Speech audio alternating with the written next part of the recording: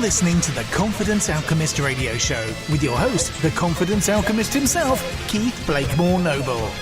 To find out more, visit theconfidencealchemist.com. But not before you've listened to this episode of the Confidence Alchemist radio show.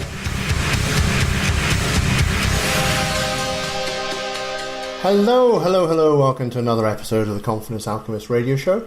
This week it's a two-parter. This is the first of two parts. This episode and the next episode, we're going to be talking about some tips for confidence. Because whenever I'm speaking, after speaking on people's stages, or whenever I'm at events and talking with people about confidence, or whenever people find out what I do with confidence, or on podcasts or radio shows or whatever, the question that's always asked is, "Hey, that's great, Keith. Can you give us some tips for confidence?" Excuse me, some tips for things that we can do to boost our confidence straight away. And so I thought, you know who else deserves these tips? That's you, my dear listener. You deserve some of these tips. So this week, or this episode and next episode, I'm devoting to sharing some of the best tips that I've got for helping people to boost their confidence. Now, these are tips which I've developed and refined over the 8+ years that I've been helping people with confidence. They're tips which help me. They're tips which help a great many other people to really reclaim their confidence. And I use the term reclaim your confidence quite deliberately because, you see, we're not, and we've covered this in some other episodes, so this bit may or may not be new to you. It all depends, but it's worth recapping. We are not born lacking in confidence. We're not born shy. We're not born scared of anything. As anyone who's a parent or who has been around really young children, especially when they're at the crawling stage, will know, babies ain't frightened of anything. They'd crawl up the wall and across the ceiling if they could, right? As adults, we need to, a part of our job, keeping them alive, is to instill a healthy respect for the scary environment around us. And that's where we teach them, or attempt to teach them, what's safe and what's not safe, and we attempt to help them to figure this out. Now, unfortunately, sometimes it doesn't go according to plan, and often it may not go according to plan. We kind of instill over-cautiousness, which can turn into fear of various things, lack of confidence. We can become shy. Great example is 4 words which I can guarantee you were told when you were young. And if you're a parent or a guardian or a teacher or someone who looks after children, especially younger children, I can guarantee you've used these words as well. Don't talk to strangers. Yeah?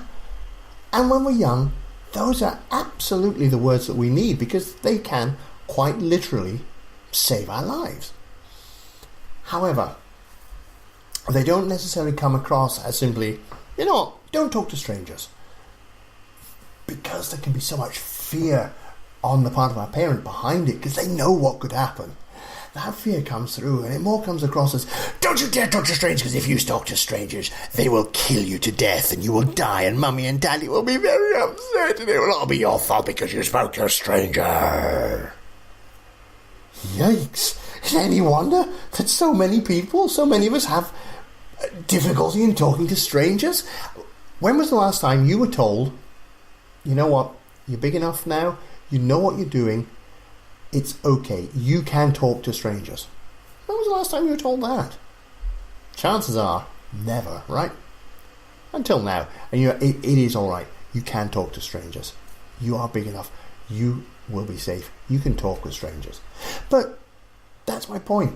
We don't get told that it's okay now to do these things. So many of us carry this stuff which we've learned as we were growing up. We've been taught to be scared of the world because our parents' fears and so on get magnified and imprinted upon us, so that many of us can perceive the world as a really, truly terrifying place. Now, don't get me wrong.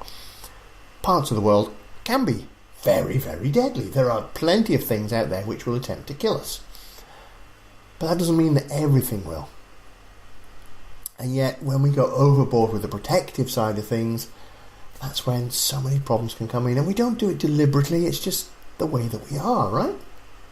So, what I want to share with you is, this episode, I'm going to share 3 tips. And then the next one, we're going to share another 3 tips. Normally when I'm doing these, I'll only tend to share 1 tip at a time. I did share these one time over the course of a couple of weeks. Shared a tip every couple of days. Give you the tip. Let you spend a couple of days just sort of sitting with the tip, analysing it, seeing where it works in the world. If I do 1 tip per episode, it's going to fill up a good half dozen episodes, but it's going to make for some really boring episodes, right? Talking about the 1 tip for an hour. So, with that in mind, with these tips, try them out, test them out, see how they play. But bear in mind, normally I would only give 1 tip every few days. Here you're going to have 3 tips, but you can still play with all 3 of them. There's absolutely nothing wrong with that. So are you ready? Are you ready to dive in? Are you ready to dive into the first tip? Say, oh yeah! Can't hear you. No, of course I can't hear you. This is pre-recorded. Huh. Oh well, we'll find a way to make it work. But anyway, here's the first tip. And the first tip, it's all around what people think of you. And the important point is, what other people think of you is nothing to do with you. It's everything to do with them. What other people think of you is nothing to do with you. It's everything to do with them. The heck do I mean by that? Well, so often we'll go through life worried about what other people think of us, worried that they'll judge the way we dress, the way we speak, our accent, the language that we use. We're worried that they'll judge how we walk, the things that we like, our hobbies, all manner of things. Whereas in reality, what other people think of you has nothing to do with you. It's what they think of you is nothing to do with you. It's about them. Let me explain. Because when we think of someone whom you dislike, okay, for whatever reason you dislike them, and yeah, I know some people say, no, I have achieved enlightenment. I love everyone. Nah, that's rubbish. Nobody on this planet loves everyone.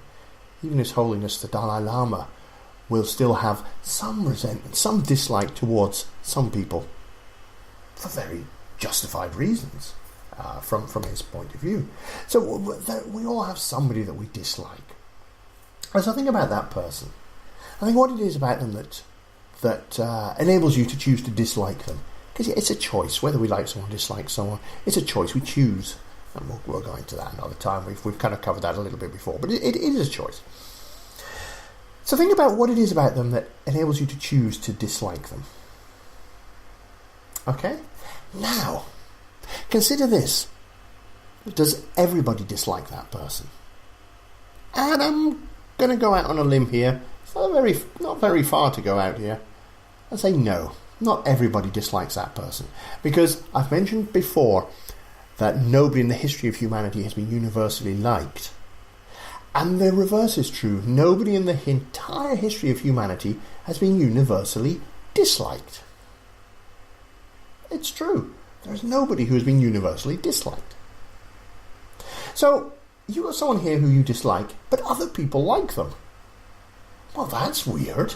How can that be? How can they not see the same things that you see? Well, they do. But see, here's the thing. When we decide we dislike someone, there are certain aspects we dislike about them. And the reason we dislike about them is because they tend to conflict with how we perceive the world ought to be.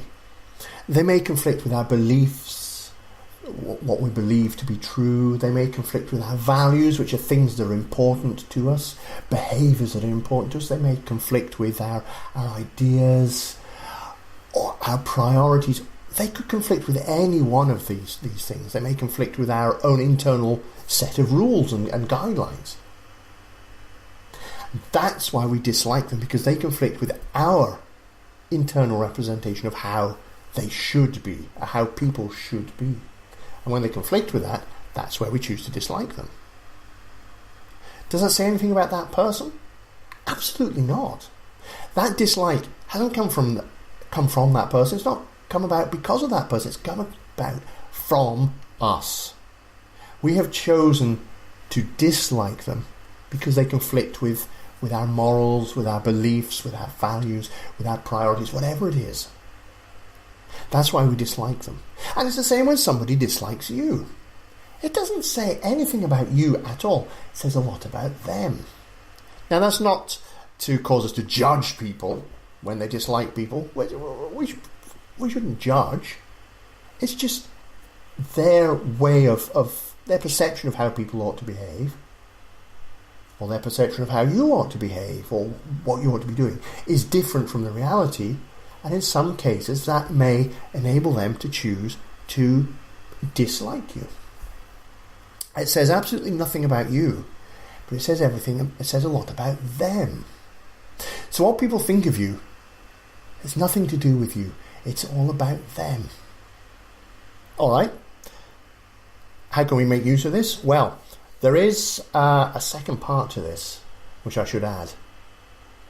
What they think of you has nothing to do with you. It's all about them. And, they're probably not thinking about you anyway. What? I'm afraid so. Let me give you an example of this. I was working with somebody who had severe agoraphobia and severe social anxiety. Nasty combination. We'd been working together for a bit, and we'd reached the point where they were prepared to come out. We were going to go out to a local cafe and just have a bite to eat at lunchtime. That's part of the process. So we got there just as it opened, so that we would get in before it started filling up. Selected a table for two, such that they were able to sit with their back to the main cafe, so they couldn't see all the people coming in. And they were doing okay. They were looking at the menu and so on. And after a while, it started to fill up. And sure enough, sooner or later, the tables either side of us happened to have people there.